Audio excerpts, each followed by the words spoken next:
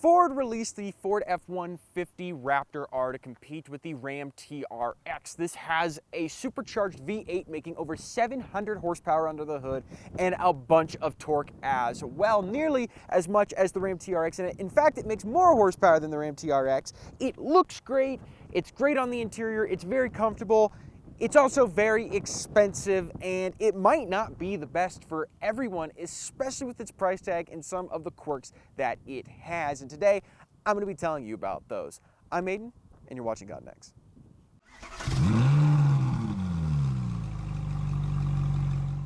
The first thing is going to be the price tag of one of these things. A typical Raptor starts at around $78,000, which is around $20,000 cheaper than the Ram TRX would start at. But that car also has a supercharged V8 under the hood as standard. That's not something the Raptor gets as standard. Typically it gets a 3.5 liter V6 that still makes a really healthy amount of power, over 400 horsepower and over 500 pound-feet of torque. Still healthy, good for off-road use. But to get the V8 under the hood in the Raptor, you're going to have to pay a measly $31,000 for that upgrade. Now, of course, it comes with some design package upgrades, some interior upgrades. You're locked into the 37-inch wheels with this, which I will get into later. But yes, you're going to be spending over $105,000 to get this engine. This one right here is priced at $113,000, in fact, which is over $10,000 more than the Ram TRX for arguably almost the same performance. In fact, it performs better off-road,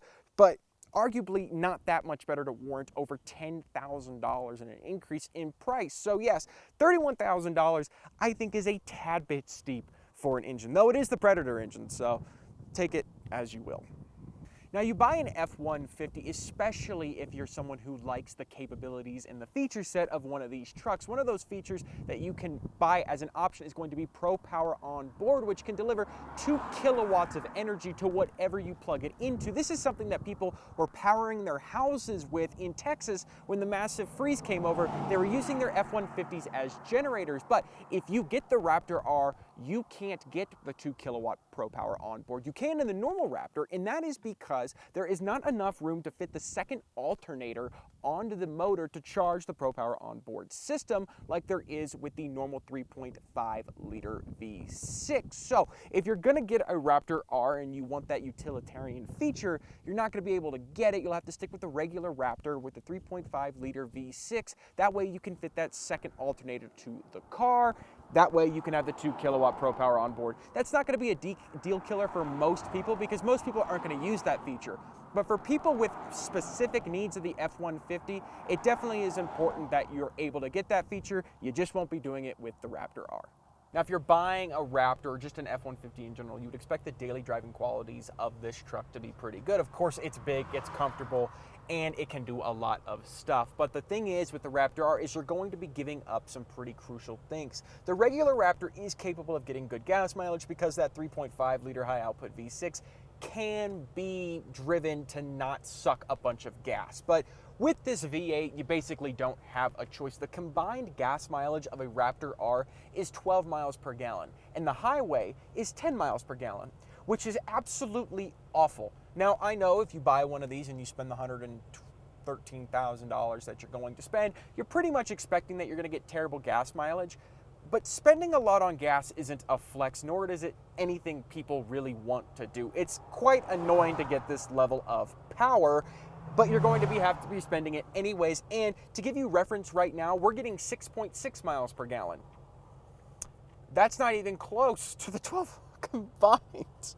It's so awful. On top of that, and I mentioned it earlier, with these larger tires that you're forced to get, the turning radius can be a little hurt. We were going through a drive-through with this earlier, and we had to do a 3-point turn to get it through the drive-through because no one here is used to driving a truck of this caliber that's this wide, this large, and has these large of tires. And on top of that, when Evo was driving it, he was complaining about the play in the steering wheel and how every once in a while the car would just kind of veer and do its own little thing because that's how loose the steering is. So you will have to be dealing with some quality of life issues when driving a truck this big, but that's to be expected when you have 37-inch off-road tires on it, and when this truck is 96 inches wide, including the width of the mirrors, which is absolutely huge. It's only 2 feet shorter than 10 feet long, so this thing is 8 feet wide.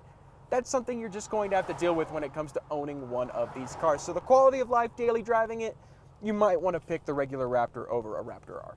Now, when you get the regular Raptor, of course, you're going to have some beefy off-road / all-terrain tires on it because it's an off-road focused truck, which is important. Now, as standard, the regular Raptor gets 35-inch tires, which is still plenty for off-road performance. But if you get the Raptor R, you're locked into these 37-inch tires. Now, for most people, that's not going to be a problem, but it can cause some turning radius issues, things like that, and it can hurt ride quality on pavement just a tiny bit. So some people do opt to get the regular 35-inch tires on the Raptor, but if you want those tires, you're basically going to have to stick with the 3.5-liter V6. You cannot get the 35-inch tires with the 5.2-liter V8. You are locked into these 37 inches, though you do get some really cool rims, these 17-inch forged aluminum rims. They're beadlocks, of course, but you can't get them with the 35-inch tire. So that is something to take into account when ordering or buying one of these things.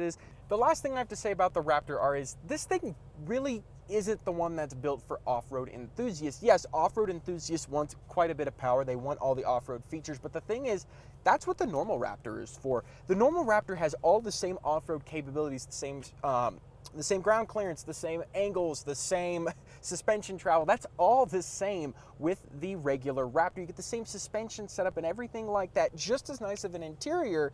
The only thing you're getting in this is a $31,000 engine. Ford basically pulled a Mopar here and just took the biggest engine that they had available to them with the most amount of power and slapped it in the Raptor. That way they could have a competitor to the TRX, which is all good and fine. There's no problem with that. They demand a very high price tag for this car. And I don't think this is the one that's going to be bought by off-road enthusiasts because most people don't have $113,000 at their disposal, whether it be cash or through a loan or the least that you can do on this thing. It's a lot of money. So I foresee most off-road enthusiasts, they're probably going to stick with the regular Raptor due to its very, very similar capabilities off-road. It's $30,000 in savings over this one, and its general ability to basically do everything that this car does, but with saving on gas and being a tad bit easier to drive, especially if you get the 35-inch tires. So do I think that the Raptor R is an amazing truck? I'd love to own one of these. Of course I would. Does it make sense financially to own one of these cars? And do you need to own one of these cars to get the best experience ever off-roading in a Ford vehicle? Of course not. Look at the regular Bronco Raptor. That also has a V6 under the hood. That's a twin-turbo V6, and it makes plenty of power. Same thing with the new Ranger Raptor, which has a V6 under the hood and makes very similar power to the Bronco Raptor. Those perform amazing off-road and don't have a big honking V8 under the hood. This is more of a novelty of a car.